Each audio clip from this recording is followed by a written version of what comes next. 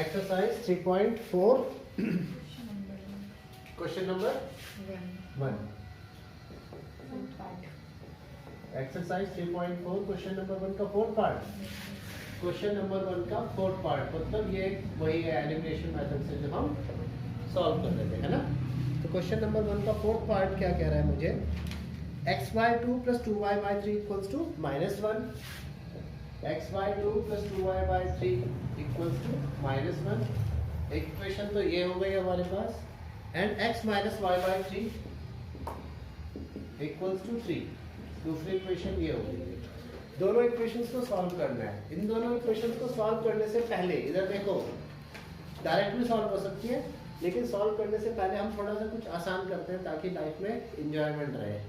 तो 2 और 3 इसका एलसीएम कितना होगा? याद है सब्स्टिट्यूशन मेथड में भी मैंने ऐसे किया था अपॉन पर हटाने के लिए। तो इधर मैं मल्टीप्लाई कर देता हूँ 6 के साथ। x के अपॉन में कितना है? 1 और 3 का एलसीएम 3। 6x by 2 3x 3 2 जा 6 इक्वल्स टू 6 1 जा 6। 3 into x 3x माइनस का 3y 3 3 जा 9। ये आ गई थर्ड और ये आ गई फोर्थ। अब हाँ जी बताओ। 3 से 3 कैंसिल हो जाए तो 1 आएगा ना। हाँ बिल्कुल सही बात हो गई। अब यहाँ पर देखो, अब आगे कुछ करने की जरूरत नहीं, शुरू वाला सेम आ गया। क्या आ गया वो? 3।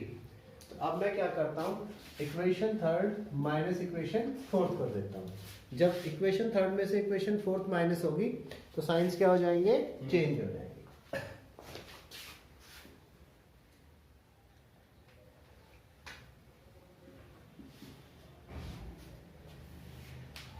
3x से 3x cancel, 4y plus 1y 5y equals to -9 -6 -15।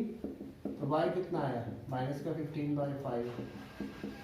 y कितना आ गया? -3। अब जब y -3 आ गया तो x निकालना है। x को हम इसमें रख सकते हैं, इसमें रख सकते हैं, इसमें रख सकते हैं, इसमें रख सकते हैं। आज मैं इक्वेशन सेकंड में रख रहा हूँ, ठीक है। तो substituting the value of y in equation second, x minus y by 3 equals to 3। x minus y की जगह माइनस का 3/3 equals to 3। माइनस और माइनस प्लस 3/3 equals to 3। 3 से 3 cancel, x plus 1 equals to 3। Plus का 1 इधर आएगा तो x equals to 3 minus 1। x कितना आ गया? 2। तो देखो x आया 2 और y कितना आया? -3। अब आगे इसकी वर्ड प्रॉब्लम स्टार्ट करेंगे, इसे कॉपी करेंगे।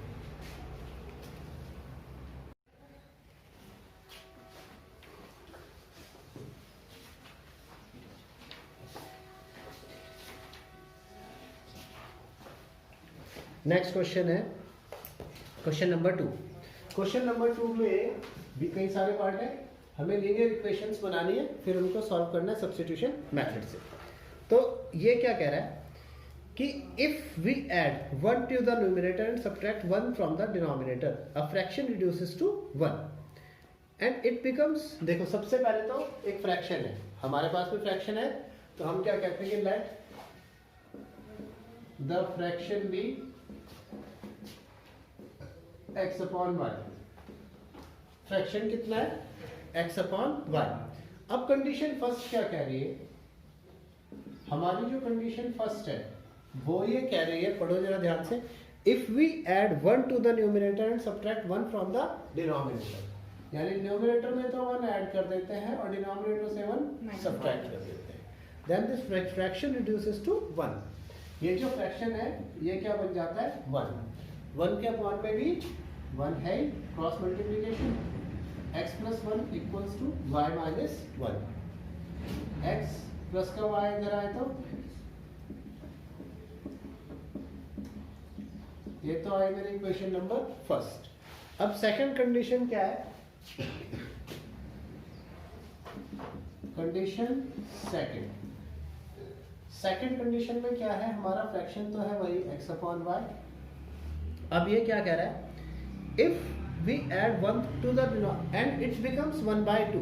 हमारा फ्रैक्शन क्या बन जाता है? 1/2 बन जाता है, लेकिन बनेगा कब? When we add 1 to the denominator, जब हम अपने डिनोमिनेटर में क्या ऐड कर ले? 1, तब x अपॉन y फ्रैक्शन है, डिनोमिनेटर में 1 ऐड कर ले तो क्या बन जाएगा? 1/2। क्रॉस मल्टीप्लिकेशन कर दो, 2x equals to y plus 1, plus का y इधर आएगा तो माइनस का y इक्वल्स टू 1। ये आ गई हमारी इक्वेशन नंबर 2। मेरी बात समझ में आई कि नहीं आई? आ गई?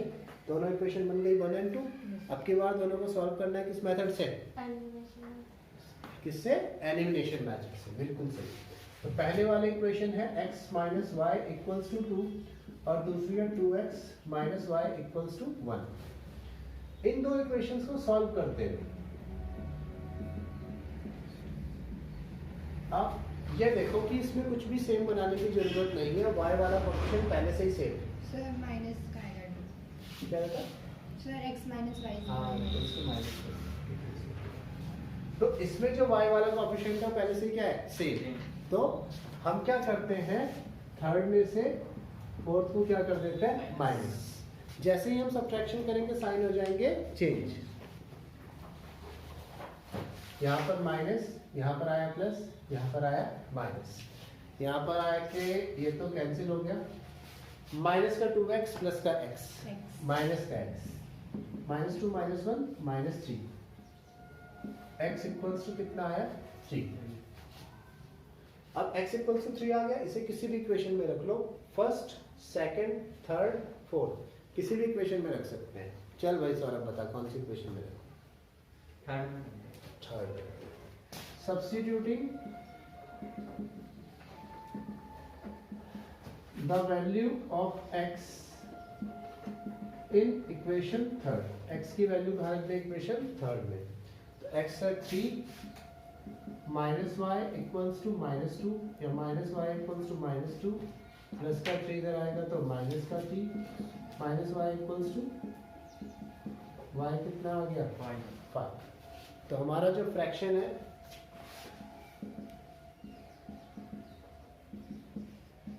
x अपॉन वाई, फ्रैक्शन में x कितना है? 3 और y कितना है? 3। फ्रैक्शन हो गया हमारा। कॉपी कीजिए।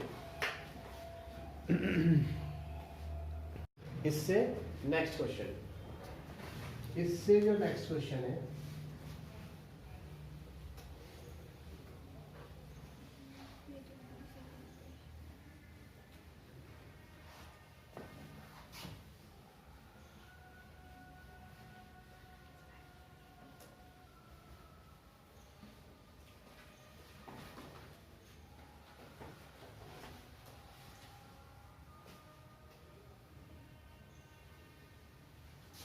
नेक्स्ट क्वेश्चन है 5 years ago Noori was thrice as old as Sonu.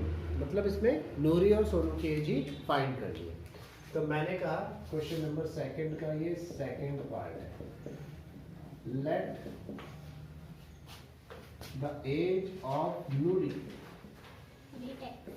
B x and the age of Sonu be y। मुझे लगता है इस मार्कर में कम, ये मार्कर भी थोड़ा सा ना अभी तो चला गया। Let the age of Noori be x and the age of Sonu be y। अब पहली चीज ये क्या कह रहा है? 5 years ago, 5 years ago। हाँ जी आशीष, 5 years ago का मतलब 5 साल पहले। 5 साल पहले। तो 5 years ago the age of Noori, अभी तो नूरी की एज जो भी है वो हो जाएगी x minus 5 and the age of Sonu, Sonu की एज कितनी हो जाएगी? y minus 5। ठीक है। अब ये क्या कह रहा है? 5 years ago the age of Noori was thrice as old as Sonu. 5 years ago जो है एज ऑफ नूरी जो थी ये इक्वल्स टू थी 3 times the age of Sonu. देखो इसमें कॉमन मिस्टेक जो है, बच्चे क्या करते हैं 3 से मल्टीप्लाई इधर कर देते हैं। वो समझते हैं कि भाई नूरी की एज ज़्यादा है तो इधर मल्टीप्लाई कर देते हैं। नहीं, लेकिन अगर दोनों को इक्वल करना है तो हमें क्या करना पड़ेगा? सोनू की एज में मल्टीप्लाई करना पड़ेगा। देखो जैसे एक फादर है और एक बच्चा है, फादर की एज 45 ईयर्स है, बच्चे की एज 15 ईयर्स है, तो फादर की एज क्या है बच्चे की 3 गुना। तो अगर दोनों की एज को इक्वल करना है तो किसकी एज में मल्टीप्लाई करना पड़ेगा, बच्चे की। तो ऐसे ही नूरी की जो एज है वो 3 times the age of Sonu है, तो सोनू की एज में 3 से मल्टीप्लाई कर देंगे तो इसकी एज हो जाएगी। एज ऑफ नूरी, नूरी की जो एज है वो है x minus 5, 3 times age of Sonu है y minus 5, x minus 5 equals to 3y, 3 5 ज़ा 15, x minus 3y equals to minus का 15 और 5, तो ये जो आ जाएगा x minus 3y equals to minus 10। एक इक्वेशन तो मेरी ये बन गई, ये तो 5 इयर्स अगो के लिए। नेक्स्ट जो है 10 years later, 10 years later, 10 years later, 10 years later का मतलब 10 साल बाद। The age of Nuri be x plus 5.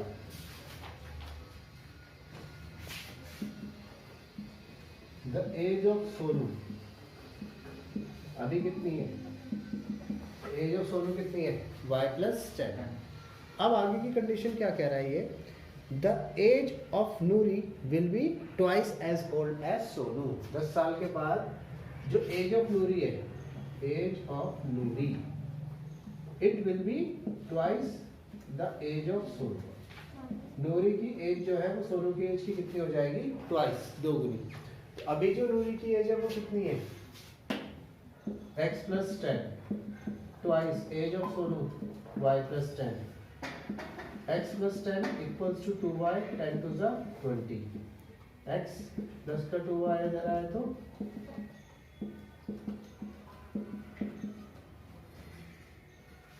ये आ गई इक्वेशन नंबर 2।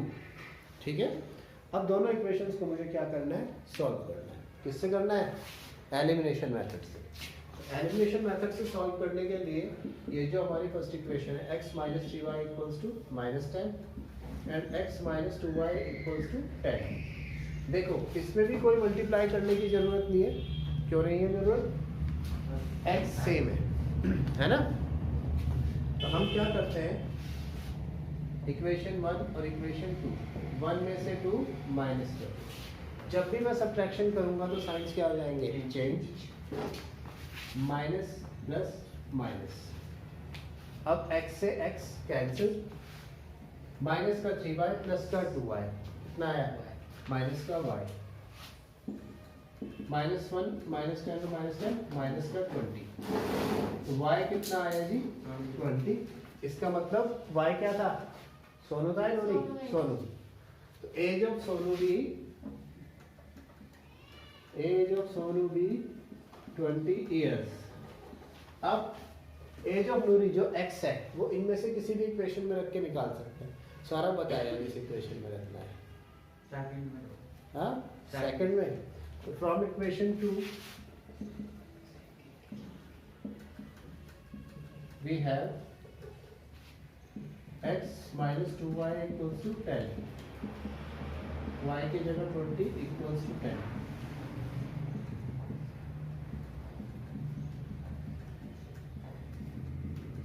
तो ये जो हमारी नूरी की एज है वो है 50 इयर्स और सोनू की एज कितनी है, सोनू की एज है 50, एज ऑफ नूरी है 50। देखो भाई किसी भी कंफ्यूजन से बचने के लिए एज ऑफ नूरी है 50 इयर्स और एज ऑफ सोनू है 20 इयर्स। ठीक है, कॉपी करो।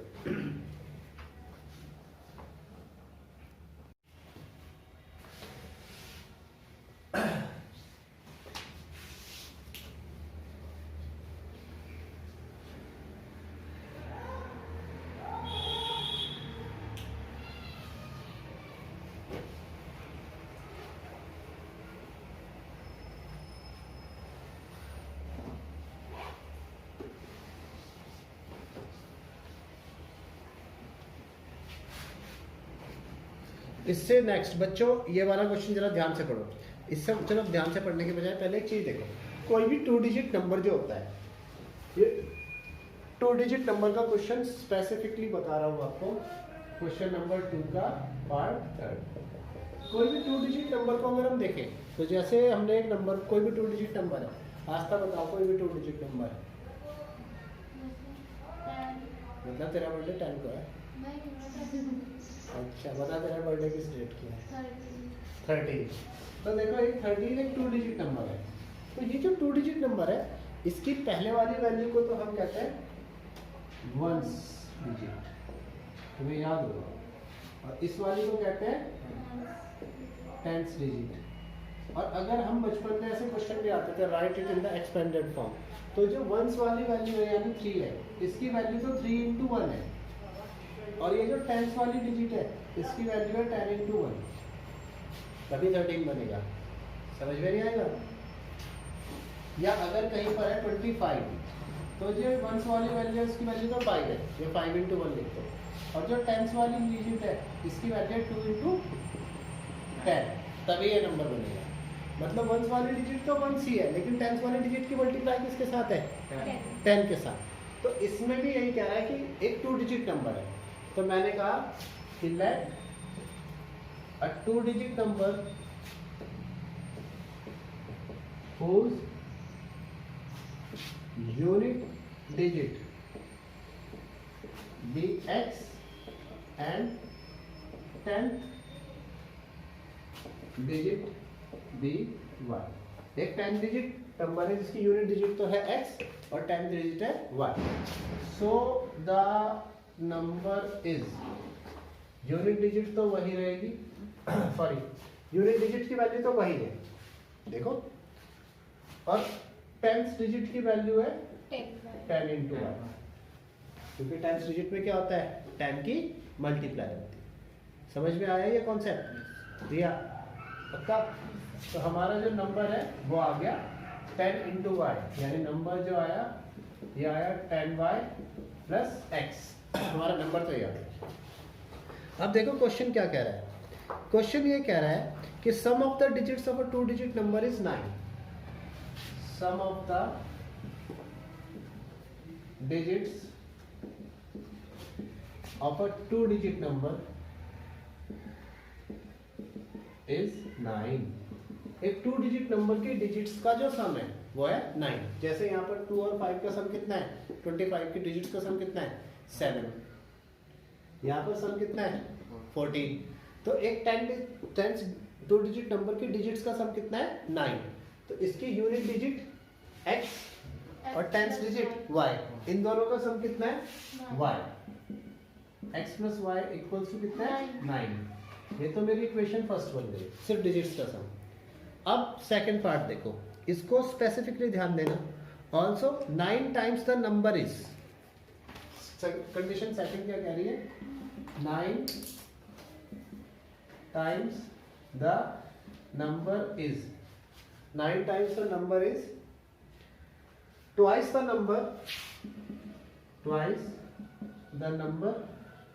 obtained by reversing the order of the digits। मतलब क्या है देखो, मतलब कि जो हमारा नंबर है, नंबर कितना है? 10y plus x है ना, नंबर का 9 टाइम्स, नंबर का 9 times is equal to twice, twice का मतलब 2 times the reversing the order of digits, मतलब 10th डिजिट की जगह क्या रख देंगे? यूनिट डिजिट, और यूनिट डिजिट की जगह क्या रख देंगे? समझ में नहीं आई बात?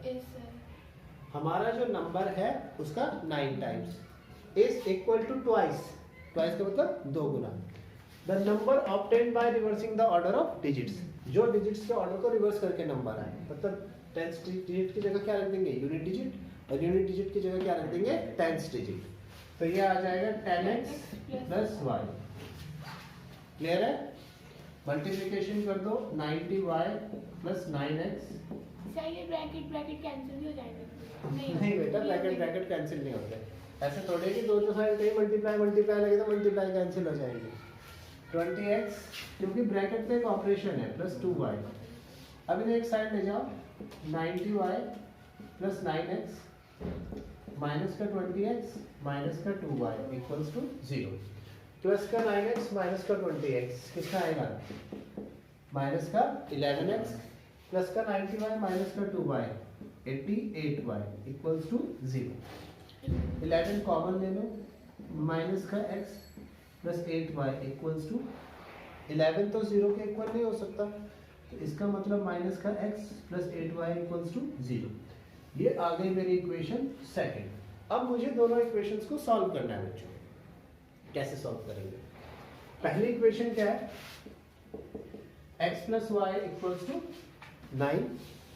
दूसरी इक्वेशन क्या है? x plus 8y equals to 0। ये हमारी इक्वेशन फर्स्ट और ये सेकंड। बच्चों एक चीज ध्यान रखना, इसमें तो पहले से ही साइन क्या है? एडिशन होती है। हाँ, इसमें पहले से ही साइन क्या है? ऑपोजिट। तो अगर मैं इन्हें ऐड कर दूं, सब्ट्रैक्ट करने के बजाय क्या कर दूं? ऐड। तो माइनस एक्स प्लस एक्स कितना हो जाएगा? 0। इसमें साइन चेंज करने की हमें जरूरत ही नहीं पड़ी, क्योंकि पहले से ही साइन क्या है? ऑपोजिट है। तो इसमें हम सब्ट्रैक्शन के बजाय क्या करेंगे? एडिशन। तो हम क्या करेंगे? Equation first plus equation second. Minus x plus x cancel हो जाएगा, y plus 8y 9y equals to 9, या y कितना आ जाएगा? y कितना आया? 1। ठीक है, y 1 आया।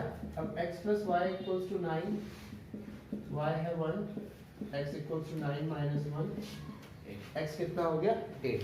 तो अब जो हाँ नंबर है वो हमारा क्या है? 10y प्लस x और 10 इंटू 1 प्लस 8, 10 प्लस 8। तो हमारा जो नंबर आया वो कितना आया? 80। ठीक है, कॉपी करो। Next question.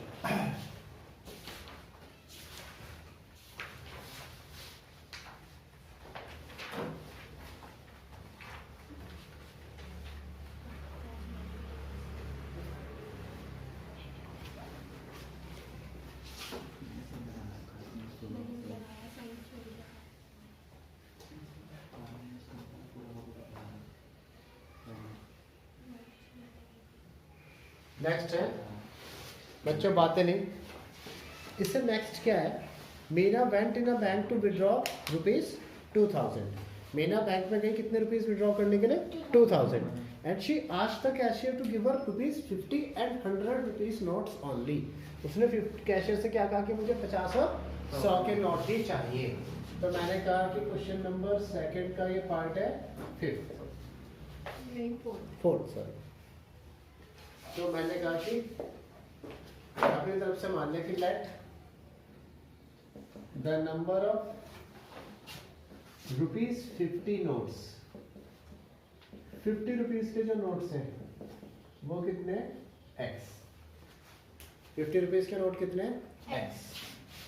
And the number of ₹100 notes, 100 rupees के नोट कितने? y। ठीक है। अब मीना ने क्या किया? बैंक से विड्रॉ किया ₹2000। मीना ने कितने रुपीस विड्रॉ किए? 2000। ठीक है, तो rupees withdrawn bye Meena. Meena ने जो रुपीस विड्रॉ किए वो कितने किए? 2000। तो देखो, अगर 50 रुपीस के 2 नोट निकाले तो उनकी वैल्यू कितनी होगी भाई सौरभ? 50 के 2 नोट 100। हाँ, 3 निकाले तो 150। 4 निकाले तो 200। पैसा का होना तो बढ़िया है। लड़का कैसे पता चला? सर क्या प्लस कर दो, प्लस भी कर दो, चाहे मल्टीप्लाई भी कर दो। तो हमने 50 रुपीज से कितने नोट निकाले? x। इनकी वैल्यूज कितनी हुई? 50 इंटू एक्स प्लस 100 रुपीज के भी नोट निकाल दिए, है ना? 100 रुपीज के नोट कितने निकाले? y। तो 50 into x plus 100 into y. इनकी टोटल वैल्यू कितनी आएगी? कितने रुपए निकाले? रुपए कितने निकाले? 2000। एक्स और वाई का सम तो 2000 होगा। एक्स और वाई का सम तो होगा जो हमने कितने नोट निकाले। मान लिया अगर हमने 100 रुपए के 10 नोट निकाले तो वो नंबर का सम होगा ना। सर हमने 50 रुपए का एक नोट लिया है क्या?